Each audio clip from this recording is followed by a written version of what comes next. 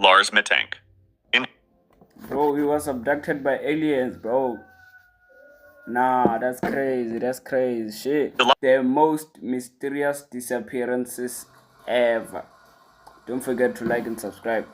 Brian Schaffer. On the night of April 1st, 2006, a 27-year-old medical student named Brian Schaffer went out drinking with a friend in Columbus, Ohio. He went into a bar at 1:15 in the morning and was never seen again.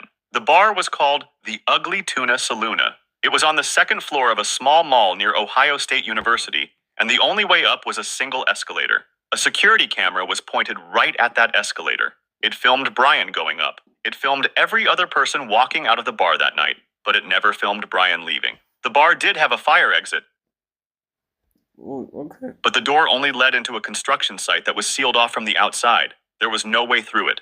Police checked the site. They checked the roof. They watched the footage frame by frame. They found nothing. Brian's car was still in the parking lot. His wallet and phone were sitting at his apartment. But the story gets even stranger. Brian's father, Randy, spent the rest of his life searching for him. Every weekend, he drove out to the woods around Columbus and hung missing posters on the trees. In April 2000,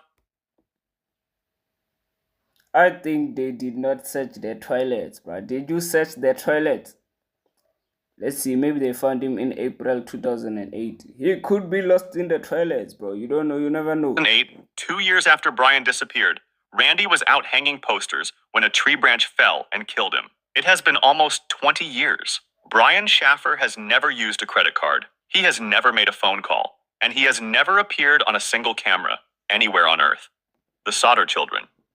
Rest in peace to Brian's and his father, bro.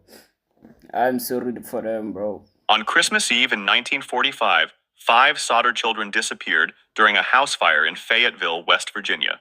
There wasn't it during World War, bro. But I'm uneducated, I don't know. Maurice, Martha, Louis, Jenny, and Betty were between 5 and 14 years old. Around 1 in the morning on Christmas Day, a fire broke out in the house. George and Jenny escaped with 4 of their other children. The 5 youngest were upstairs, but the staircase was already on fire. The house burned to the ground in 45 minutes. But strange things had happened that night. The phone line had been cut, not burned. The family's ladder was missing and was found 75 feet away in a ditch. Both of George's coal trucks would not start, even though they had been working fine the day before. When the fire was out, the police searched the ashes. House fires almost never destroy human bones, but they found nothing. In 1968, 23 years later, maybe they were abducted by someone, but working with those trucks or something. An envelope arrived with no return address. Inside was a photograph of a young man. On the back, someone had written, Louis Sodder. The family believed it was their son, who would have been 32. George and Jenny spent the rest of their lives searching for their children. They put up a billboard with the children's photos, and it stood beside the highway for over 50 years. They were never found. Frederick Valentich. Damn, this video makes me feel sad, bro. So like and subscribe. Maybe I can be happier, you know. Yeah. Let's continue. October 1978, a 20-year-old Australian pilot named Frederick Valentich was flying a small plane over the Bass Strait. He was on a short training flight from Melbourne to King Island. 47 minutes into the flight, Valentich noticed something in the sky above him. He called Melbourne Air Traffic Control and asked if there was another plane near him. The controller checked the radar. There was nothing there, but Valentich could see it. He told the controller it had 4 bright lights on it. It was passing over his plane at He met a UFO, bro. He met a UFO. That's crazy, bro. high speed, circling back around, and then hanging in the air above him. The controller asked him what kind of plane it was. Valentich said, "It is not an aircraft." Then his engine started to fail. Valentich said the thing was directly above him. The radio went silent. For 17 seconds, all the controller could hear was a strange metallic scraping sound. Then the call dropped. The Australian Navy and Air Force searched the Bass Strait for 4 days. They never found a piece of the plane. They never found his body. Frederick Valentich was gone. That recording is still online today, almost 50 years later. Pilots have studied it. Military investigators have studied it. UFO researchers have studied it. Nobody has ever explained what was hovering above his plane or what made that scraping sound. Lars Mittank. Bro, he was abducted by aliens, bro.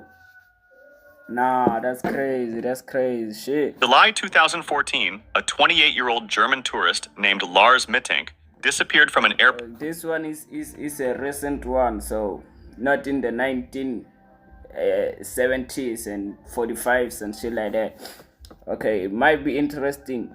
In Varna, Bulgaria. He had been on a beach holiday with friends. A few days before, Lars was attacked outside a bar by 4 men. The beating burst his eardrum. A doctor told him he had a serious ear infection and could not fly until it cleared up. His friends went home without him. Lars stayed at a hotel near the airport. Over the next few days, his messages to his mother got stranger. He told her the 4 men were following him. They were going to kill him. He begged her to change his bank account so they could not get to it. A doctor gave him medication, and he told his mother he felt better. On the morning of July 8th, he went to the airport. He was in the doctor's office when he suddenly stood up, grabbed his backpack, and ran out. A security camera filmed the rest. Lars sprinted through the terminal and ran out a side door. He climbed over a tall fence at the edge of the airport, crossed an open field, and disappeared into a sunflower field. More than 10 years later, Lars Mittank has never been seen again. The footage of him running has been viewed millions of times. Nobody knows what made him run. Dennis Martin. In June 9th. Okay, I no comment on that one. I don't know what to say. 1969, 6-year-old Dennis Martin disappeared from a meadow in the Great Smoky Mountains in Tennessee. He was camping with his father, brothers, and grandfather. That afternoon, Dennis and 3 other boys wanted to play a prank on the adults. The plan was to split up and jump out from different sides of the meadow. The older boys went one way. Dennis, in a red t-shirt, went the other way alone. His father watched him walk behind some bushes about 50 yards away. 3 minutes later, the other boys came out laughing. Dennis did not. His father started searching within minutes. Park rangers were called in with dogs. Within hours, dozens of people were searching. Within days, more than 1,000 were. The search for Dennis Martin became the largest in the history of the park. Over 1,400 people, including Green Beret, joined in. They searched for weeks.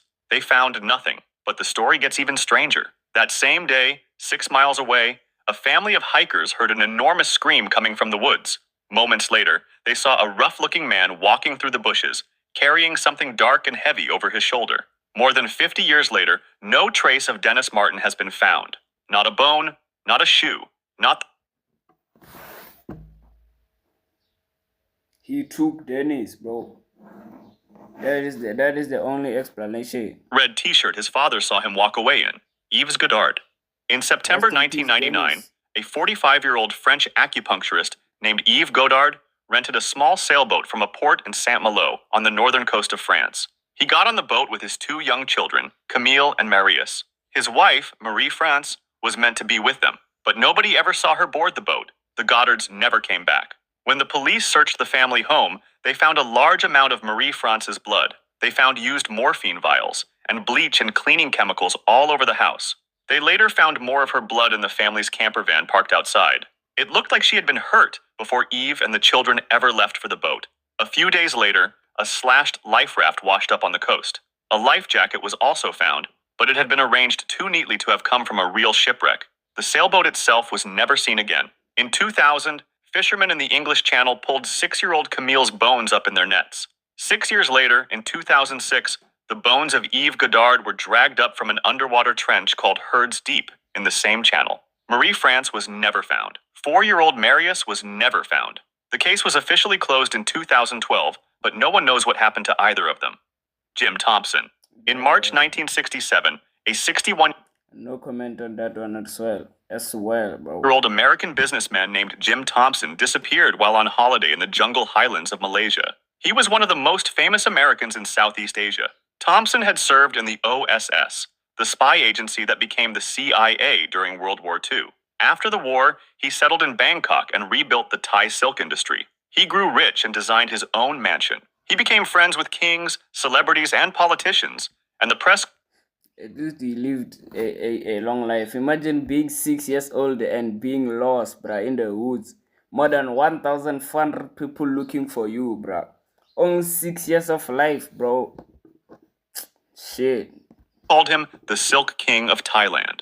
On Easter Sunday, Thompson was relaxing at a cottage in the Cameron Highlands with 3 friends. The friends went to church. Thompson stayed behind. The servants heard him sit down on the porch around 3 in the afternoon. Then they heard footsteps on the gravel path leading away. Then nothing. Thompson had left his cigarettes behind. The pills he needed for his gallbladder were still in the cottage. He was wearing only lightweight clothes. The Malaysian army, jungle police, and hundreds of villagers searched the area for weeks. It was one of the largest manhunts in Southeast Asian history. They found nothing, but the story gets even stranger. 6 months later, Thompson's sister Catherine was beaten to death in her home in Pennsylvania. Her murder was never solved. More than 50 years later, neither case has been solved. Granger Taylor. In November Oh shit. I think I'm starting to get depressed, bro. I'm not even lying to you. 1980, a 32-year-old Canadian mechanic named Granger Taylor disappeared from his home on Vancouver Island off the west coast of Canada. He had restored a working steam locomotive when he was 14, and later rebuilt an old fighter plane from scratch. A few years before he vanished, Granger had built a life-sized model of a UFO in his backyard. It was made from a pair of satellite dishes, and he lived inside it. He told friends and family that aliens were speaking to him through his dreams. On the night of November 29th, the worst storm in British Columbia's history hit Vancouver Island. Granger got into his pickup truck and drove off into the storm with a load of dynamite. He left a note on his dresser. The note said, "Dear Mother and Father, I have gone away to walk aboard an alien spaceship. As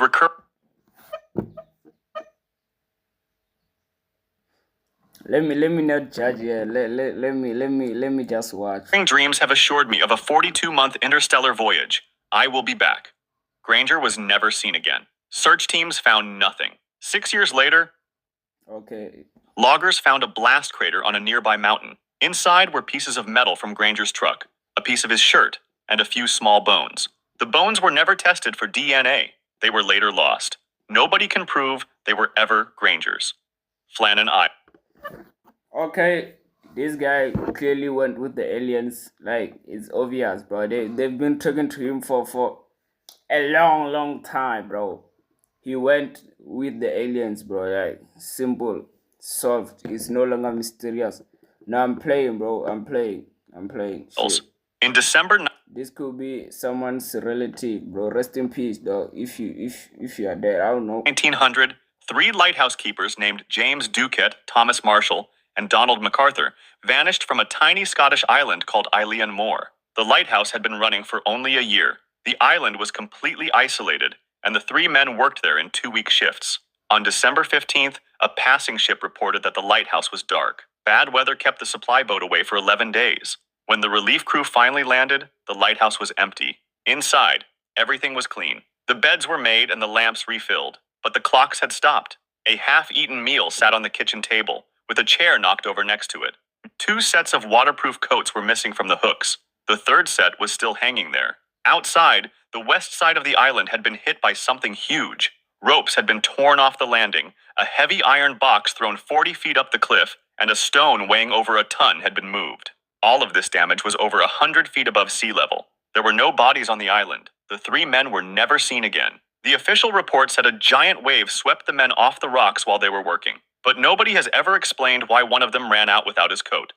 The Sarah Joe. In February 1979, 5 Okay. I can't solve that one. Hawaiian fishermen disappeared at sea on a small fishing boat called the Sarah Joe. They had set out that morning from the island of Maui. A sudden, violent storm hit the area not long after they left. The 5 men did not come back. The Coast Guard searched 70,000 square miles of open ocean for 5 days. They found nothing. No wreckage, no bodies, no life jackets. 9.5 years later, a marine biologist named John Naughton was on a research trip to a remote atoll on the other side of the Pacific Ocean. The atoll was called Taongi. It was a tiny ring of empty coral islands in the Marshall Islands, more than 2,200 miles from where the Sarah Joe had started its trip. As he came ashore, But who names a boat Sarah Joe, dog? It's like a man and a woman's name, bro. Like, just pick one, bruh. Pick one, but that's not the point, bro. Let's just continue. I'm sorry. I was just wondering, bro. Naughton saw the wreckage of a small boat washed up on the beach. He checked the registration number. It was the Sarah Joe. He walked further inland. Underneath a small grove of trees was a shallow grave, marked with a handmade cross. Someone had built it from driftwood and pieces of the boat. Inside the grave was a single human jawbone. Tests later showed it belonged to one of the fishermen, Scott Mormon. The other 4 men were never found. Nobody has ever found out who buried him. If you'd like to see more videos like this, Okay, that's it. Thank you for watching. If you made it to the end, don't forget to like and subscribe. And if depending on when you're watching this, bro, please help me reach 300 subscribers, bro. Please, I've been here for like 2 years, dog. I've been on 200 followers, subscribers for 2 years, bro. Please be generous and subscribe, bro. God bless. Have a nice day or night. I don't know. Peace out.